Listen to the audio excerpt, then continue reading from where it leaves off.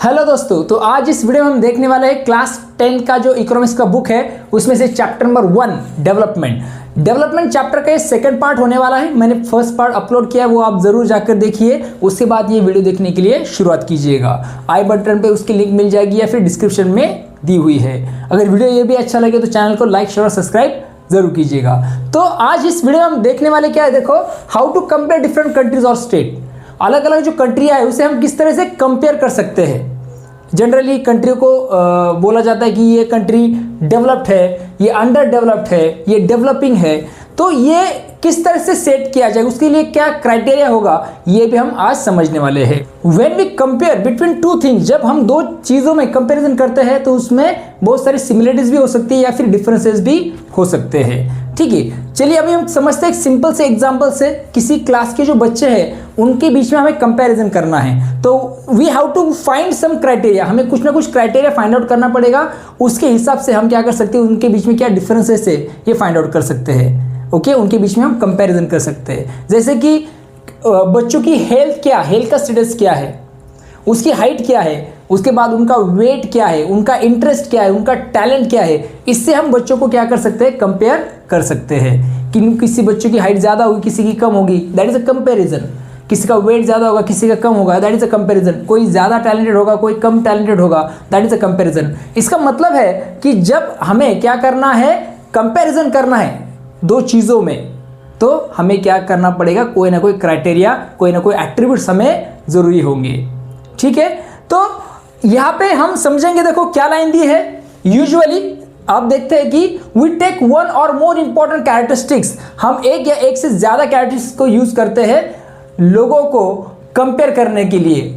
Based on this characteristics, लोगों को अगर हमें कंपेयर करना है तो हमें क्या करने पड़ते हैं, तो कोई मोस्ट इंपॉर्टेंट से कैरेक्टरिस्टिक्स से उन्हें हमें यूज़ करना होता है। जैसे मैंने आपको बताया कि स्टूडेंट्स से उनके बीच में हमें कंपेरिजन करना है, तो वो सब चीज़ें हम कर सकते हैं।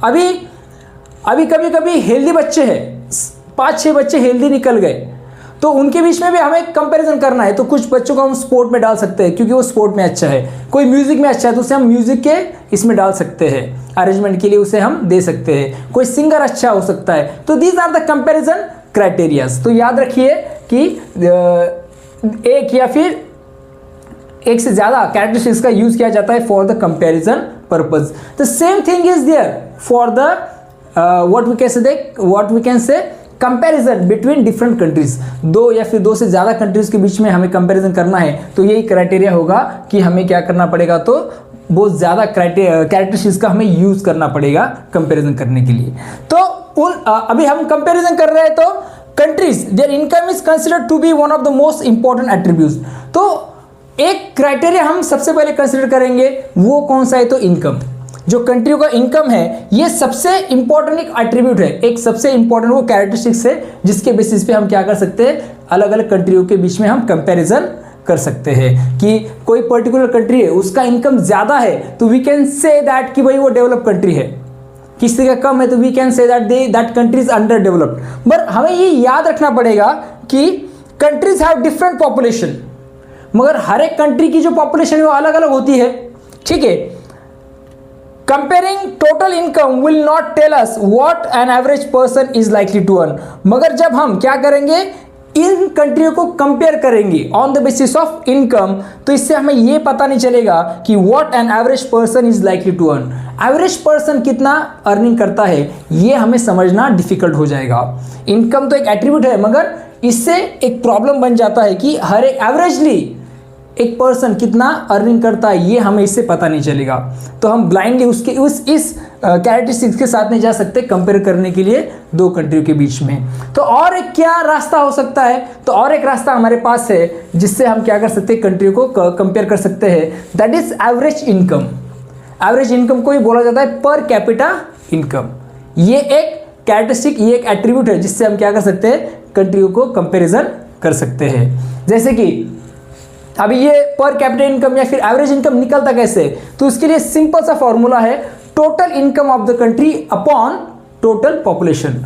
उस देश की टोटल इनकम कितनी है, ओके, उसे क्या करना है, तो टोटल पॉपुलेशन को डिवाइड करेगी, so we will get per capita income. ठीक है, तो इससे हम क्या कर सकते हैं, तो कंपैरिजन कर सकते हैं अलग अलग कंट्री के बीच में। तो जैसे कि वर्ल्ड डेवलपमेंट रिपोर्ट जो लाया था, किसने लाया है वो, that is brought out by the World Bank. World bank का जो वर्ल्ड डेवलपमेंट रिपोर्ट है उसके तहत 2023 में जो कंट्रियाँ है, 2023 में जो कंट्रीज है उसमें अगर किसी कंट्री का पर कैपिटा इनकम 63,400 यूएस डॉलर है, कितना, according to the World Bank World Development Report के हिसाब से कोई कंट्री है, अभी ये याद रखो ईयर 2023 के हिसाब से हम देख रहे हैं, ये अपडेटेड डेटा है 2025-26 के सिलेबस के हिसाब से, ठीक है। पर कैपिटा इनकम अगर किसी देश का, किसी कंट्री का 63,400 यूएस डॉलर है तो उस कंट्री को कंसिडर किया जाएगा हाई इनकम कंट्री या फिर रिच कंट्री उन्हें बोला जाएगा। ओके, उसके बाद ऐसे कंट्रियां, ऐसे देश जिनका इनकम कितना है, पर कैपिटा इनकम कितना है, यूएस डॉलर 2,400 है, तो उन देशों को, उन कंट्रीज को कंसिडर किया जाएगा लो इनकम कंट्रीज। समझ में आ गया आपको। और लास्ट में अगर हम देखेंगे इंडिया, हम कहाँ पर है ये हमें देखना पड़ेगा। So where we are, so India का आप देख सकते हैं जो इनकम है, ओके, पर कैपिटा इनकम जिसे हम कहते हैं दैट इज यूएस डॉलर 10,030। तो इंडिया में एवरेज इनकम जो है हर एक पर्सन का वो कितना है, 10,030 यूएस डॉलर, इतना एक एवरेज इनकम आपको दिखाई देगा इंडिया में है, ठीक है। इसके हिसाब से पर एनम के हिसाब से बताया, पर एनम, ओके, एन्युअली 10,030। तो इसके हिसाब से हम आते हैं मिडिल इनकम कंट्रीज में। सो इंडिया किस में कंसिडर किया जाएगा, मिडिल इनकम, क्योंकि रिच बनने के लिए कितना चाहिए पर एनम 63,400, ओके, तो वो उतना तो नहीं है। So therefore we are middle income countries. So ये जो 63,400 इन्हें हम डेवलप कंट्री बोल सकते हैं, इसमें एक्सेप्ट मिडल ईस्ट की जो कंट्रीज है उन्हें कंसिडर नहीं किया गया है, ओके, और छोटे मोटे जो देश है उनको इसमें कंसिडर नहीं किया गया है, okay. So that is 63,000, understand, I hope you are clear about this. अभी हम थोड़ा सा और बातचीत करेंगे किसके बारे में, एवरेज इनकम, पर कैपिटा इनकम के बारे में। क्या ये सच में यूजफुल है, ये भी मैं आपको यहाँ पे बताने वाला हूँ। एवरेज इनकम निकालने का फॉर्मूला मैंने आपको पहले बताया, जिसे पर कैपिटा इनकम का फॉर्मूला भी बोल सकते हैं हम, total income upon total population, okay. अभी एक टेबल आपके बुक में दिया है जो मैंने आपको यहाँ पे लिखा, आप देख सकते हैं कंट्रीज है 2 ए और बी, जिसका कंपैरिजन आप देख सकते हैं हमें यहाँ पे करना है, ठीक है। और हम क्राइटेरिया यूज़ कर रहे हैं उसके लिए एवरेज इनकम, पर कैपिटा इनकम का क्राइटेरिया हम यूज़ कर रहे हैं। तो हम देख सकते हैं कि छोटी सी कंट्री है, कंट्री ए और कंट्री बी। कंट्री ए में 5 लोग रहते हैं, बी में भी 5 लोग रहते हैं, और ये उनका अलग अलग पर्सन का अलग अलग इनकम है। जब हम इनका एवरेज इनकम निकालेंगे तो क्या आएगा, देखो बी वालों का होता है 50,000 अपॉन 5, मीन्स एवरेज इनकम आ गया 10,000। सेम थिंग इनका एडिशन करेंगे तो वो भी 50,000 आ जाएगा, अपॉन 5 किया तो उसका भी आ गया 10,000। मीन्स एवरेज इनकम अगर देखेंगे दोनों भी कंट्रीज का तो सेम है। मगर अगर आपको पूछा जाए कि किस कंट्री में आप जाकर रहना प्रेफर करेंगे, तो at the time definitely any person, कोई भी जो जिसका भी जवाब रहेगा वो रहेगा कंट्री ए, क्योंकि यहाँ के जो लोग हैं वो एवरेजली नियर अबाउट लगभग आगे पीछे थोड़ा कमाते हैं। मीन्स बहुत ज़्यादा लोग गरीब भी नहीं है और बहुत ज़्यादा रिच भी नहीं है। मगर कंट्री बी में आप देखेंगे कि एक पर्सन बहुत रिच और बाकी सब पुअर है।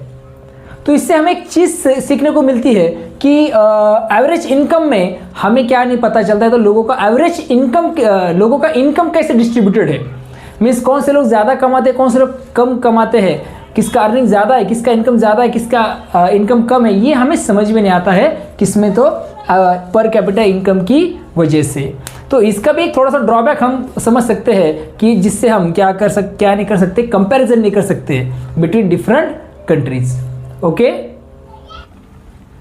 अगला वाला जो पॉइंट है अपना वो है कौन सा, इनकम एंड अदर क्राइटेरिया, कि जैसे हम सब जानते हैं, पहले भी हमने देखा कि हर एक इंडिविजुअल का, हर एक पर्सन के क्या होते हैं, तो इनकम के अलावा कुछ अदर भी गोल्स होते हैं। हमने देखा कि what other goals except income तो है ही, साथ साथ दूसरे गोल्स कौन से होते हैं, जैसे कि फ्रीडम चाहिए, इक्वालिटी चाहिए, उसके साथ साथ रिस्पेक्ट फॉर अदर्स, ये सब चीज अदर क्राइटेरियाज भी है, अदर गोल्स भी होते हैं हर एक पर्सन के। जब हम नेशन के बारे में या फिर किसी रीजन के बारे में सोचते हैं तो पर कैपिटा इनकम के साथ साथ कुछ अदर क्राइटेरियाज को भी हमें कंसिडर करना पड़ता है। तो वो जो बाकी क्राइटेरियाज है उनके बारे में भी हम समझेंगे, मगर हमारे सामने पर कैपिटा इनकम के हिसाब से किस तरह से कंपेयर किया जाएगा उसका एक टेबल दिया है, टेबल 1.3 जो आपके टेक्स्ट बुक में भी आपको मिलेगा, वो अभी हम सबसे पहले समझेंगे। तो देखिए ये इंडिया के स्टेट्स है, अलग अलग स्टेट हरियाणा, केरला एंड बिहार, पर कैपिटा इनकम फॉर 2021-22 ये अपडेटेड आप देख सकते हैं 21-22 का पर कैपिटा इनकम उन स्टेट्स का बताया है जिसमें रुपीज में है। ठीक है, तो आप यहाँ पे देखेंगे हरियाणा जो स्टेट है वह उस स्टेट का पर कैपिटा इनकम क्या है 2,64,729। ठीक है, केरला का है 2,34,405 और बिहार का है 47,498।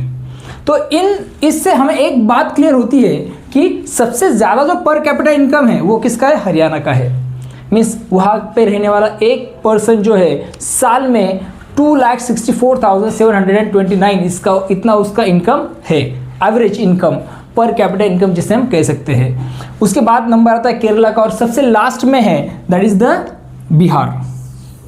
तो इससे हमें क्या समझ में आता है कि डेवलपमेंट के बारे में हरियाणा इज फर्स्ट, हरियाणा ज़्यादा डेवलप्ड है बाकी दो स्टेट के तुलना में, और सबसे कम जो है that is Bihar. Bihar it is the least या फिर सबसे कम डेवलप्ड स्टेट आपको दिखाई देगा, सबसे ज़्यादा रहेगा हरियाणा। और Kerala it is a middle moderate जिसे हम कह सकते हैं, मॉडरेट डेवलप्ड स्टेट उसे हम बोल सकते हैं। ये तो हो गया इनकम के बेसिस पे, पर कैपिटा इनकम के बेसिस पे कंपैरिजन।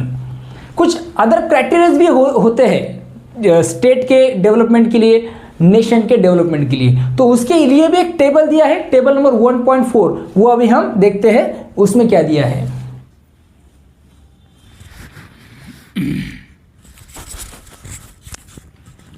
टेबल नंबर 1.4 आप देख सकते हैं कि some comparative data on Haryana, Kerala and Bihar states दिए हैं। उसके बाद सेकंड जो कॉलम है उसमें इन्फेंट मोर्टेलिटी रेट पर 1000 लाइव बर्थ्स 2020 का डेटा है। लिटरेसी रेट 2017-18 परसेंटेज में है। नेट अटेंडेंस रेशियो पर 100% secondary stage age 15 to 17 years 2017-18 का डेटा है। अभी ये सोर्स है इसका Economic Survey 2023-24, National Sample Survey Organisation, National Statistical Office, Government of India, National Family Health Survey NFHS 2019-21 Mumbai. Okay, यहाँ का ये सर्वे है। तो सबसे पहले टर्म समझ लेते हैं, explanation of the terms use in the table. पहला जो टर्म है वो है इन्फेंट मोर्टेलिटी रेट, जिसे हम IMR भी बोल सकते हैं। आपको लॉन्ग फॉर्म पूछा जा सकता है एग्जाम में, व्हाट इज़ IMR। तो इन्फेंट मोर्टेलिटी रेट, ठीक है। तो इसका मतलब होता है कि it indicates the number of children that die before the age of 1 year. ऐसे छोटे बच्चे जो 1 साल के अंदर भी डाई हो जाते हैं, मीन्स मर जाते हैं, एज प्रोपोर्शन। कितने प्रोपोर्शन में? 100। अगर 1 साल में 1000 बच्चे जन्म लेते हैं तो वो 1 साल के अंदर अगर जितने बच्चे डाई होंगे, मर जाएंगे, उसे बोल सकते हैं हम इन्फेंट मोर्टेलिटी रेट। 1000 जो लाइव बर्थ है उनके पीछे कितने बच्चे मरते हैं, ओके, उसे बोला जाएगा IMR, इन्फेंट मोर्टेलिटी रेट।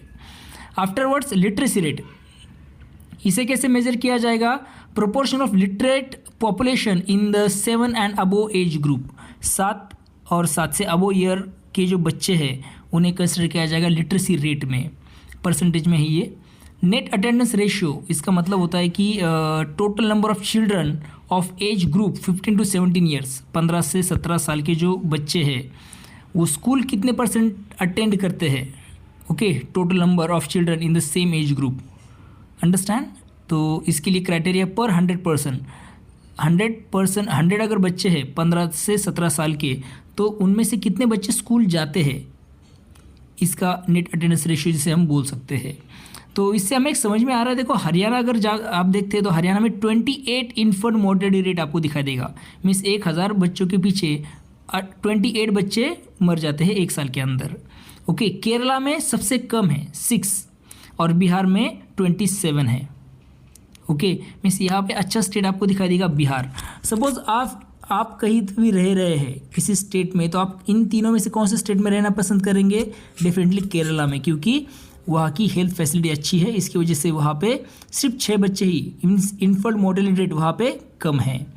उसके बाद लिटरेसी रेट भी आप देखिए, कंपैरिजन में अगर देखेंगे आप, कंपेरेटिव डेटा ही है वो, तो कंपैरिजन करेंगे तो आप तो लिटरेसी रेट 82% है किसका? हरियाणा का, और वही केरला का है 94% और बिहार का 62%। यहाँ पे भी केरला आपको थोड़ा आगे बढ़ता हुआ दिखाई देगा, उनकी लिटरेसी रेट अच्छा है। बाद में आप बढ़ते हैं नेट अटेंडेंस रेशियो की तरफ, तो वहाँ पे भी आप देख सकते हैं कि हरियाणा 73%, मीन्स 100 बच्चों के पीछे 73 बच्चे जो है हरियाणा में वो स्कूल जाते हैं 15 to 17 ईयर्स के बीच वाले, उस एज ग्रुप के। वही केरला में 94, ओके, और बिहार में 69, सबसे कम बिहार है। यहाँ पे आप देख सकते हैं कि बिहार सबसे पीछे है और सबसे ऊपर जो है वो केरला है। Understand? I hope you are clear. अब आपको यहाँ तक तो अच्छे से क्लियर हुआ होगा। टेबल नंबर 1.4 से तो एक बात हमें क्लियर होती है यहाँ पे कि तीनों स्टेट का अगर हम कंपेयर करते हैं तो सबसे अच्छा स्टेट हमें लगता है कौन सा? तो केरला, क्योंकि यहाँ पे इन्फेंट मोर्टेलिटी रेट भी कम है, नेट अटेंडेंस रेशियो भी खासा अच्छा सा बहुत ज़्यादा है, साथ ही साथ लिटरेसी रेट भी वहाँ पे ज़्यादा है। सबसे कम जो है वो आपको बिहार दिखाई देगा। इसका मतलब है अगर हम नेशनल डेवलपमेंट की बात कर रहे हैं या फिर किसी रीजन के डेवलपमेंट की बात कर रहे हैं, तो ये सब क्राइटेरिया भी हम वहाँ पे कंसिडर कर सकते हैं, तो हमें अलग ही रिजल्ट मिलता है। पहला जो हमने 1.3 का टेबल देखा था, वहाँ पे हमें हरियाणा सबसे अच्छा लगा, डेवलप लगा। क्यों? बिकॉज ऑफ द पर कैपिटा इनकम। मगर जब हम बाकी क्राइटेरियाज को हमने कंसिडर किया तो वहाँ पे केरला हमें अच्छा लगता है, क्योंकि कोई भी पर्सन वहाँ पे जाकर रहना पसंद करेगा because of that facilities. Okay, तो आई होप आप ये जो वीडियो हम यहीं पे ख़त्म कर रहे हैं। आई होप आपको जो मैंने आपको जो चीज़ें बताई वो आपको अच्छे से समझ में आ गई है। अभी अगला जो फाइनल पार्ट होगा उसमें हम पब्लिक फैसिलिटीज़ और सस्टेनेबल डेवलपमेंट के बारे में बात करेंगे। तो अगर वीडियो आपको अच्छा लगता है तो चैनल को लाइक, शेयर और सब्सक्राइब जरूर कीजिएगा।